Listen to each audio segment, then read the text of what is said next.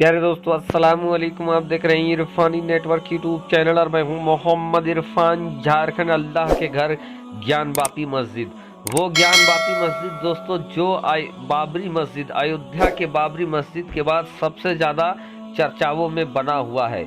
अलग अलग वजहों के कारण, अलग अलग सामान और अलग अलग दावे के कारण ज्ञान बापी मस्जिद पूरे देश भर में इसका ज्ञान वापी का मुद्दा छाया हुआ है। लेकिन दोस्तों, पिछले दिनों अदालत से कुछ ऐसी ऑर्डर सामने आया जिसने कहीं खुशी कहीं गम का माहौल पैदा कर दिया। प्यारे दोस्तों, अल्लाह के घर ज्ञान वापी मस्जिद का सर्वे हुआ है, ये आप लोग जानते हैं। और इस सर्वे के बाद क्या कुछ निकला और जो कुछ निकला उस पर क्या क्या दावे हुए हैं दोस्तों, और उस दावे को लेकर फिर से अदालत में लोग गए थे और उसके बाद अदालत का क्या फैसला आया है पिछले दिनों, बहुत सारे लोगों को पता है, बहुत सारे लोगों को पता नहीं है। तो जिन लोगों को पता नहीं है उनके लिए मैं ये वीडियो बना दे रहा हूँ आसान भाषा में, तो आप इस वीडियो को देखें। प्यारे दोस्तों, अल्लाह का घर ज्ञान बापी मस्जिद, वो मस्जिद जो बाबरी मस्जिद के बाद चर्चाओं में लगातार बना हुआ है। इस मस्जिद के अंदर वजू खाने का मामला सबसे ज्यादा हाईलाइटेड है। वजू खाने के अंदर दोस्तों भक्तों का दावा है कि वजू खाने के अंदर एक फव्वारा है और फव्वारे के अंदर शिवलिंग है। तो मुस्लिम पक्ष का साफ तौर पर यह दावा है कि वो जो फव्वारे के अंदर जो मौजूद है वो शिवलिंग नहीं, बल्कि वो फाउंटेन का, फव्वारे का वो हिस्सा है। ये तस्वीर आप देख सकते हैं, आधा में दोस्तों ज्ञान बापी मस्जिद और आधा में वो तस्वीर जहां पर आपको साफ नजर आ रहा है फव्वारा। दोस्तों, इसी फव्वारे में जो ये चीज जो निकला है, जो मस्जिद के अंदर जो वजू खाना बना हुआ था, वजू खाना के पानी को जब खाली कराया गया तो ये चीज निकला। और इस चीज को देखकर जो भक्त जन थे, भक्त लोग थे, वो ये कहने लगे कि बाबा मिल गए, बाबा मिल गए, और ये कुछ और नहीं बल्कि शिवलिंग है। तो वहीं मुसलमान कह रहे हैं भैया ये शिवलिंग नहीं बल्कि ये फव्वारा है।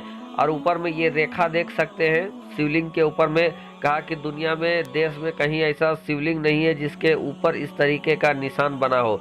बल्कि बाद में यहाँ तक हुआ कि मुस्लिम पक्ष के लोगों ने इस के ऊपर लगने वाला पूरा पाइपलाइन निकाल के सामने रख दिया।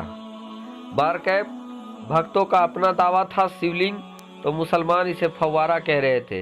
लेकिन इसी को लेकर फिर से अदालत का रुख किया गया और अदालत, बड़ी अदालत से छोटी अदालत, जो निचली अदालत में सुनवाई हो रही थी, वहां पर इसको ट्रांसफर किया गया, जहां पर एक बात की मांग की गई कि हम इस फव्वारे की या इस तथाकथित शिवलिंग की आयु का पता लगाएंगे ताकि हमें पता चल सके कि ये कितना पुराना है।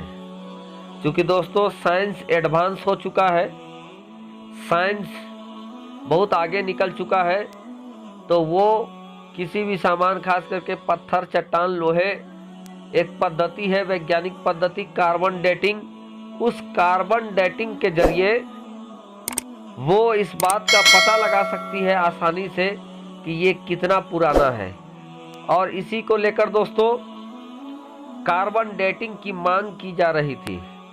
अदालत में लगातार भक्तों ने ये मांग कहा कि ये जो शिवलिंग हम बता रहे हैं, जिसको मुसलमान फव्वारा कहते हैं, इसकी कार्बन डेटिंग की जाए या वैज्ञानिक जांच कराया जाए ताकि इसका आयु, इसका एज का पता लग जाए। अब दोस्तों इसी के ऊपर पिछले दिनों वाराणसी की अदालत में एक बड़ा फैसला आया, जिसमें दोस्तों एक तरीके से भक्तों को बहुत बड़ा झटका लगा, निराशा हाथ में लगा। अदालत ने इस चीज की कार्बन डेटिंग करने से मना कर दिया, या समझिए कि इस याचिका को खारिज कर दिया। वजह जो बताया गया और जो सरल शब्दों में जो लोगों ने समझाने की कोशिश किया है वो मैं आपको बता दूं कहा गया कि कार्बन डेटिंग एक वैज्ञानिक पद्धति है और हो सकता है इस कार्बन डेटिंग की पद्धति, इस क्रिया के दौरान, इस काम के दौरान ये जो तथाकथित शिवलिंग है या फव्वारा है, इसको नुकसान पहुंच सकता है।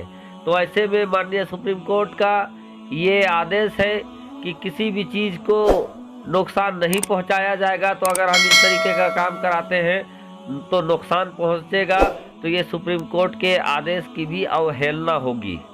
ऐसे में दोस्तों साफ तौर पर निचली अदालत ने कार्बन डेटिंग की मांग को खारिज कर दिया है और अब जाकर जो भक्तों की टोली है, भक्तों की टोली ये कह रहे हैं कि हम इस फैसले के खिलाफ ऊपरी अदालत में याचिका दायर करेंगे। बहरकैफ दोस्तों असदुद्दीन ओवैसी ने इस मामले को उठाते रहे हैं पिछले दिनों। उत्तर प्रदेश जहां पर योगी आदित्यनाथ की मांग और योगी आदित्यनाथ की सरकार है, उन्होंने भी अपने जरिए बहुत सारे बयान दिए हैं, प्रत्यक्ष अप्रत्यक्ष तरीके से बहुत बयान दिया है, माहौल को बनाने की कोशिश किया है। इधर असदुद्दीन ओवैसी ने भी माहौल को बनाने की कोशिश किया है।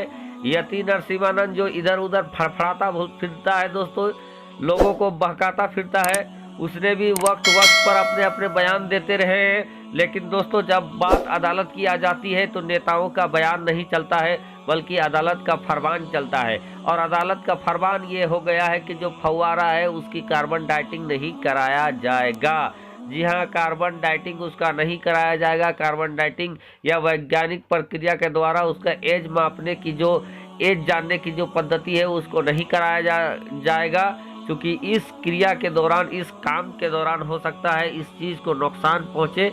और अगर किसी भी चीज़ के नुकसान पहुंचता है तो पहले ही सुप्रीम कोर्ट का आदेश है कि किसी भी चीज़ को नुकसान नहीं पहुंचना चाहिए। तो ऐसे में हम कार्बन डाइटिंग का आदेश नहीं देते हैं। अब दोस्तों भक्तों का अगला कार्यक्रम क्या होगा, भक्त क्या इस बात को मानेंगे या अगली अदालत में जाएंगे, ये आने वाले वक्त में क्लियर हो जाएगा। लेकिन फिलहाल दोस्तों भक्तों को एक बड़ा झटका लगा है अदालत से, तो वही बड़ी राहत मिली है मुस्लिम पक्ष की। प्यारे दोस्तों, देश में मंदिर मस्जिद का बहस बहुत पुराना है और लोग ये समझ रहे थे कि बाबरी मस्जिद के बाद ये मामला खत्म हो जाएगा, लेकिन एक एक करके ये मामला खुलता जा रहा है, जो अपने आप में चिंताजनक है, देश के भाईचारे और सौहार्द को बिगाड़ने वाला है। हम दुआ करते हैं कि अपने देश भारत के अंदर अमन शांति बने रहे, खुशहाली बने रहे, देश में हिंदू मुस्लिम सब मिलजुल कर रहे और इस तरीके के जो मामला है अदालतें ऐसे मामले को सुनने से इनकार करें, इसी में सबकी भलाई है। शुक्रिया अदा।